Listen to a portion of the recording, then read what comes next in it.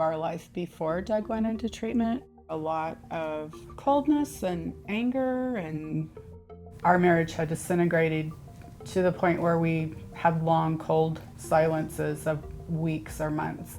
Up until about the last few weeks prior to going, I didn't really notice any problem. I didn't think I had a problem. Didn't have a lot of feelings, and I thought that was fine for the job I do. There were a couple of calls that were kind of the final straw, I guess, and I don't know that I could put into words what I was experiencing. I'm not sure that I was that aware of what I was experiencing. I just was kind of shut down. I didn't want to die, I just didn't want to be alive anymore. It was just old, and I was done.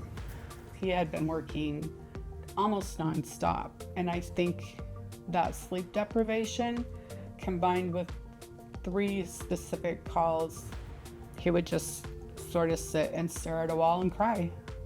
Like all of the resentment or anger that I had just melted away and just kind of became a caretaker.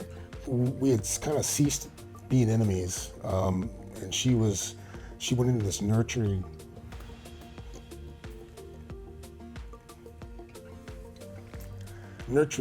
caretaker mode. You know, you just kind of melt. You kind of turn into this little kid. But it was very apparent to me that I could not deal with what he needed. I had no tools. I didn't know what to do, except that one of his very dear friends had just gone to Deer Hollow. And so, I mean, what perfect timing. She said he can either go willingly or my bag's packed and I will escort him, but he's going to go to Deer Hollow. You know, it's very intimidating. You're in front of strangers, and now you're telling people secrets that you had put so far in your mind, buried so far deep in there that you didn't remember them. But something about doing that really is liberating. Maybe it's that degree of vulnerability. Maybe it's being around people that now that you've spilled this to, you know that you're kind of amongst these people that are all willing to be vulnerable with one another. I became aware of how much self-contempt and shame and guilt that I had up until that point. And it all kind of surfaced when that realization took place, and then you just look at it all and just go, you know, what have I done? What have I been doing? That's kind of when I think became most aware of that I was going through affected home life. And it wasn't pleasant, not at all. While he was gone, I did a lot of work myself. Thought, if we're gonna do all this, I need to fix myself too. Because I don't think you can come out of years and years and years of that unscathed. I utilized everything they gave me from Deer Hollow. You can see what your person is learning and some of the modalities that they use. Whatever he was doing that week, I was doing too at home. It was a treatment for him, but in a way it was a treatment for me too. I really appreciate that Deer Hollow has the support for the families as well.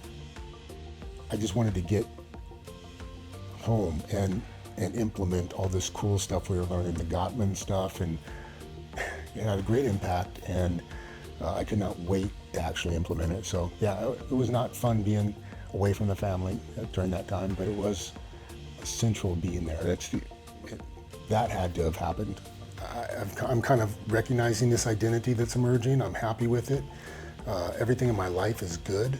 The changes I've seen in Doug are amazing. He had all these emotions and feelings, and he was kind, and we could work things out. We were able to talk honestly about things. He was the person I remembered from 30 years ago. But our marriage really got good. I think we all think we're alone. We're freaks. We feel a certain way that no one else can possibly understand. No one else has ever felt this way. And that's what isolates people and gets them to a point where they need to go to Deer Hollow. Well, that's a lie. You're never alone. There's a ton of people just like you. I understand it's hard. Just ask for help. There's lots of resources out there.